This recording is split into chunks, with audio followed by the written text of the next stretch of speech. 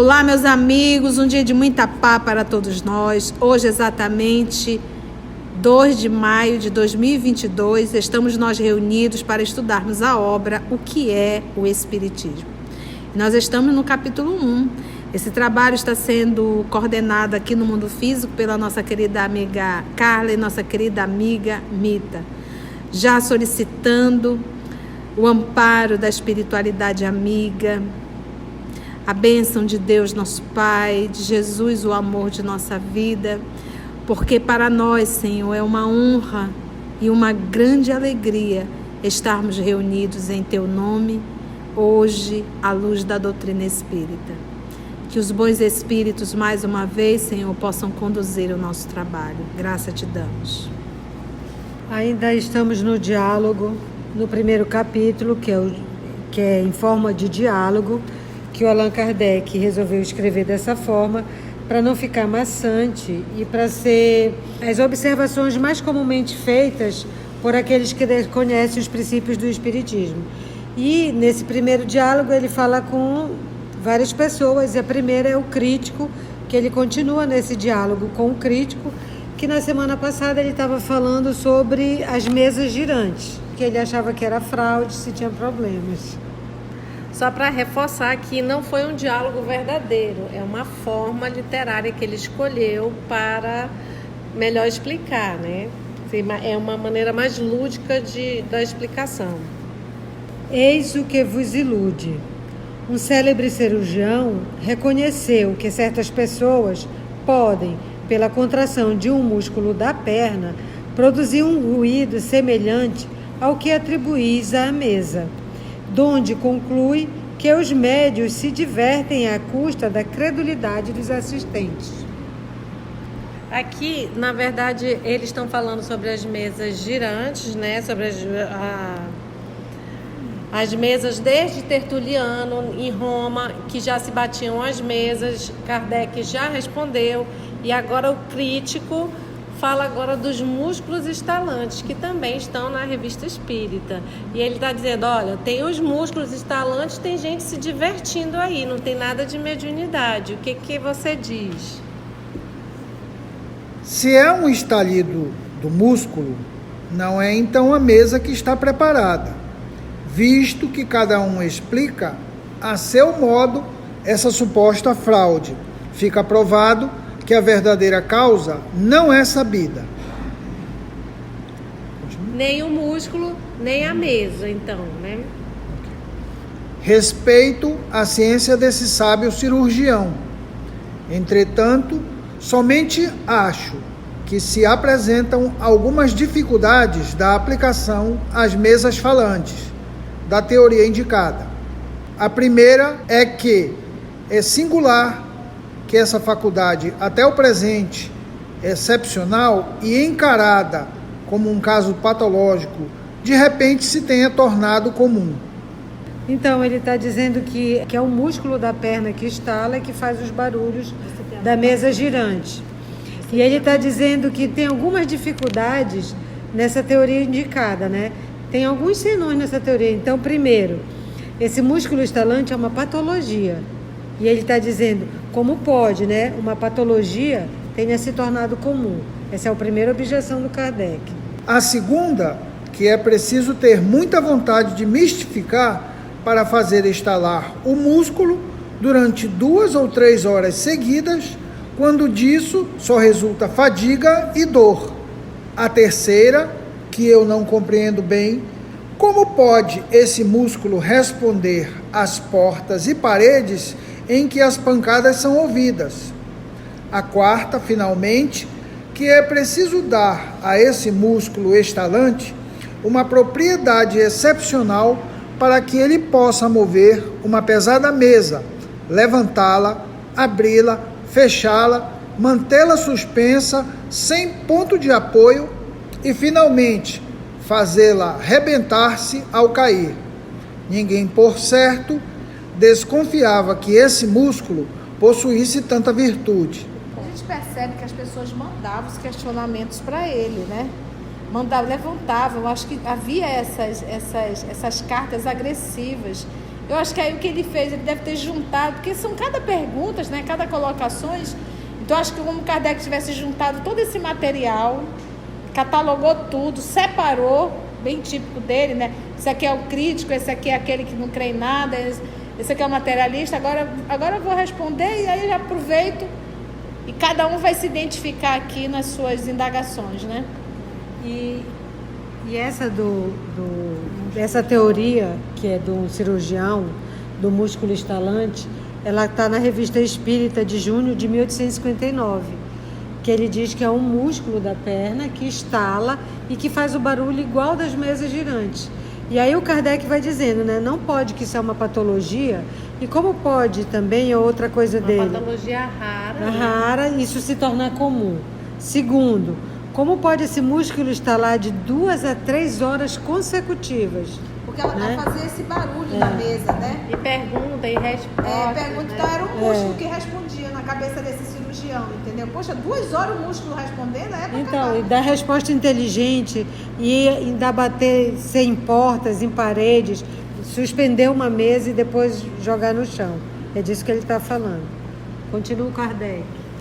O célebre cirurgião de que falais teria estudado o fenômeno da tiptologia sobre os indivíduos que o produzem? Não. A tiptologia é a comunicação obtida pela sucessão de pancadas ou batidas curtas feita em algum material rígido. As mesas, né?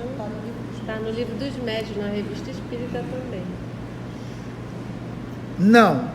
Ele constatou um efeito fisiológico anormal em algumas pessoas que nunca se ocuparam com mesas batedoras e, notando certa analogia entre esse efeito e o que essas mesas produzem, sem mais amplo exame, concluiu, com toda a autoridade de sua ciência, que todos os que fazem com que as mesas falem devem ter a propriedade de fazer estalar o músculo curto perôneo, não passando de embusteiros, sejam eles príncipes ou operários, recebam ou não um pagamento.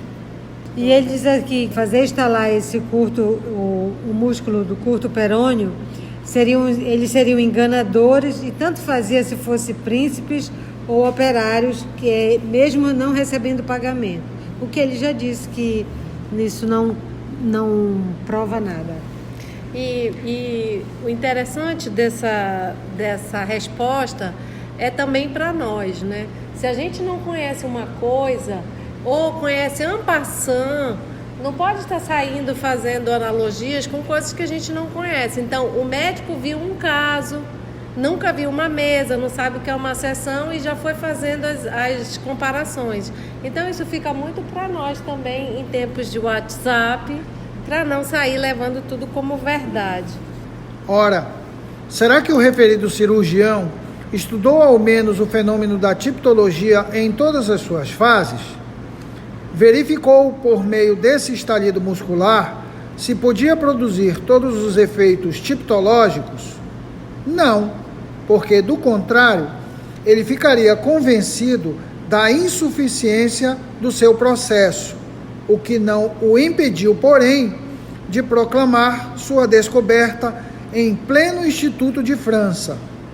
Esse Instituto de França é a sociedade científica da época. Ele foi lá e falou para todo mundo que era isso, que ele descobriu o modo que as mesas girantes funcionavam. Levianamente. Não será tal juízo bastante comprometedor para um sábio? Quem pensa hoje nessa opinião? De que eram os músculos que estalavam e não as mesas, né? Confesso-vos que, se me tivesse de sujeitar a uma operação cirúrgica, hesitaria muito a me confiar a esse médico, temeroso de que ele não julgasse o meu mal com mais perspicácia. Cutuca, né?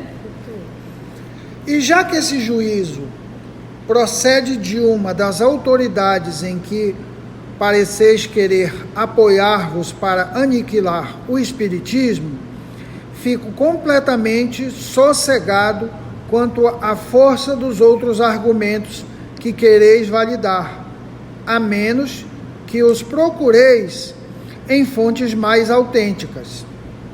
O crítico responde: entretanto, bem vedes que já passou a moda das mesas girantes, que durante certo tempo fizeram furor.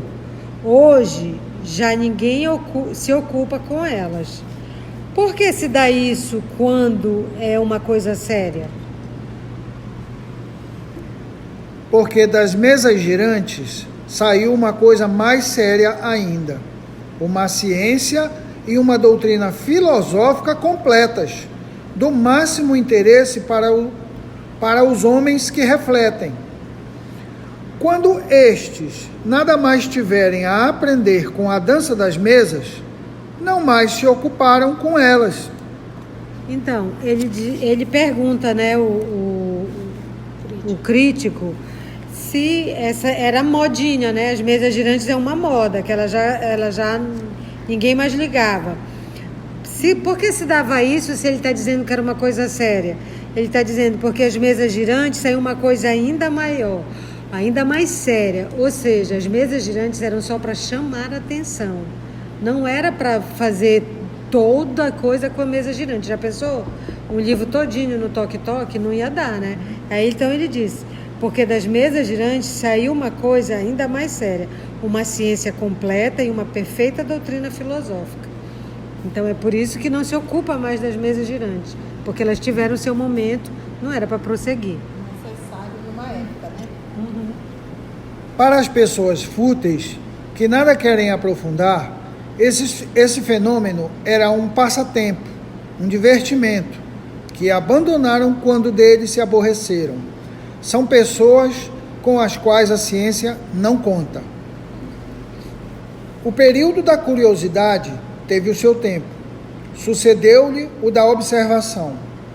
O espiritismo entrou, então, no domínio da gente séria, que com ele não se quer divertir, mas instruir-se. Por isso, as pessoas que o consideram como coisa grave não se prestam a qualquer experiência de curiosidade e ainda menos a satisfazer a daqueles que se apresentam com pensamentos hostis. Como não brincam, também não querem de servir de brinquedo para os outros. Eu pertenço a esse número. Então, foi diminuindo, né? Que antes, quando começou as mesas girantes, no 1850, 55, era divertimento na França. Diz que qualquer café, qualquer local tinha isso com as mesas girantes. Aí ele disse, quem queria só por curiosidade, isso passou. Ficaram as pessoas sérias e os estudos. Quando a gente viu aqui na biografia do Kardec, quando ele começou a se interessar pelos estudos, entregaram para eles grande volume de cadernos, uns 50 cadernos já tudo anotadinho. E ele teve o trabalho de compilar tudo isso, organizar, separar as coisas que tinham bom senso, as que não tinham. Aí daí ele disse, eu pertenço a esse número. Então ele disse que ele demorou anos para ajeitar tudo isso. Então não é levianamente. Aí diz o crítico, no entanto, somente a experiência pode convencer, mesmo aquele que, em começo, seja movido pela curiosidade. Se só trabalhais na presença de pessoas convictas, deixai que vos diga, ensinais a quem já sabe. O crítico querendo pegar o Allan Kardec. Porque ele queria 2 sessões para Duas ele ou três, tirar as conclusões dele. Né? Uma coisa é estar convencido e outra é estar disposto a convencer-se. É a estes últimos que me dirijo, e não aos que julgam humilhação vir escutar o que eles chamam de devaneios. Com estes eu nem me preocupo, de modo algum. Quanto aos que manifestam sincero desejo de esclarecer-se, o melhor modo que tem para prová-lo é mostrar perseverança. São reconhecidos por outros sinais, e não apenas pelo desejo de ver uma ou duas experiências. Esses querem trabalhar seriamente. A convicção só se adquire com o tempo, por meio de uma série de observações feitas com cuidado todo particular.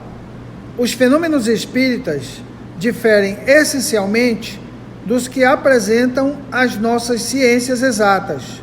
Não se produzem à vontade. É preciso que os colhamos de passagem. É observando muito e por muito tempo que se descobre uma porção de provas que escapavam à primeira vista, sobretudo quando não se está familiarizado com as condições em que se pode encontrá-las, e ainda mais quando se vem com o espírito prevenido. Ele responde isso porque no começo o crítico diz para ele que quer ver 2 ou 3 reuniões porque ele quer ser convencido, ele quer que o Allan Kardec o convença, mas ele já vai dizendo que ele acha essas coisas de mesas girantes ilusões. Então ele já tem uma prevenção. E ele disse, uma coisa é estar convencido, o outro é estar disposto a convencer-se. Então ele, para quem já está convencido, ele diz, para esse eu não gasto tempo, não perco tempo com isso. E ele também dá uma pincelada aqui sobre a disciplina e a perseverança no estudo, no trabalho, né? Não é assim, um dia vai receber todas as comunicações que quer. Tem que ter paciência, porque já sabe que não vai ser do jeito que a pessoa quer, uma experiência... Nem sempre acontece. Nem o espírito invocado vem. Tem que ter toda aquela concentração, a preparação. Então, é diferente. As provas abundam para o observador assíduo e refletido. Uma palavra, um fato aparentemente insignificante, é para ele um raio de luz, uma confirmação. Já para o observador superficial, ou que observa os fenômenos por simples curiosidade, os fatos não têm sentido. Esta a razão por que não me presto a fazer experiências sem resultado provável. E aqui eu me lembrei agora daquele diálogo na Revista Espírita, que ele evoca, pede permissão para São Luís, seriamente evoca, e vem um espírito embusteiro. E ele fica com aquilo. Por que ele, sério, assíduo, por que foi permitido aquele espírito entrasse na reunião? Então, quer dizer, foi um lance. Ele, poxa, eu estou aqui. E São Luís explica, para testar, para te fazer refletir, né? Então, assim, não foi por acaso, né? Vigilante. Não seja crédulo demais, né? E ele ficou chateado porque era uma sessão aberta e o São Luís ainda disse, porque tinha gente que estava lá só para zombar também. E tinha gente que precisava ouvir, né? E aí o visitante diz, né, o crítico, enfim, tudo deve ter começo. O aprendiz que nada sabe, que nada viu ainda, mas que deseja esclarecer-se, como poderá fazê-lo, quando não lhe facultais os meios para isso? Poxa, deixa eu ir, seu Carneiro. Presta atenção. Faço grande distinção entre o incrédulo por ignorância e o incrédulo por sistema. Quando descubro alguém com disposições favoráveis, nada me custa esclarecê-lo, mas há pessoas em quem a vontade de instruir-se é apenas aparente. Com essas perde-se o tempo, porque se não encontram logo o que parecem buscar, e que talvez as incomodasse, se aparecesse, o pouco que vem não é suficiente para lhe destruir as prevenções. Julgam mal os resultados obtidos e os transformam em objeto de zombaria, não havendo, por conseguinte, qualquer utilidade em lhes fornecer. Ele faz a distinção, né? O incrédulo por ignorância, ou seja, o que desconhece, e o incrédulo por sistema, ou seja, o que já vem prevenido. E o crítico, quando ele chega, a primeira coisa que ele diz para o Kardec, ele diz assim, A minha razão recusa a admitir a realidade dos fenômenos estranhos atribuídos aos espíritos. Ou seja, ele já veio com uma convicção pronta. Ele já é um incrédulo por sistema. Eu não quero acreditar nisso, agora me convence. Então ele diz que isso é perder tempo. Ele diz que ele não perde tempo com isso. E mesmo que a pessoa veja uma vez ou outra, ele não vai entender e não vai destruir as prevenções, vai julgar mal os resultados obtidos e ainda vai transformar em zombaria. A quem deseja instruir-se, direi: não se pode fazer um curso de espiritismo experimental como se faz um curso de física ou de química, visto que ninguém é senhor de produzir os fenômenos espíritas à vontade, e que as inteligências desses agentes fazem que se frustrem, muitas vezes, todas as nossas previsões. Aqueles que acidentalmente poderíeis ver não apresentam nexo algum, nem ligação necessária, sendo, portanto, pouco inteligíveis para vós. É nesse caso que ele está dizendo de novo que precisa de tempo, que ninguém pode produzir os fenômenos espíritas à vontade. Os espíritos têm livre-arbítrio tal qual nós, então são inteligências, não são um curso de física e de química, que na química você mistura dois ácidos, dá uma outra substância, você pode fazer e refazer à vontade. Qualquer hora. Qualquer hora que se repete o fenômeno.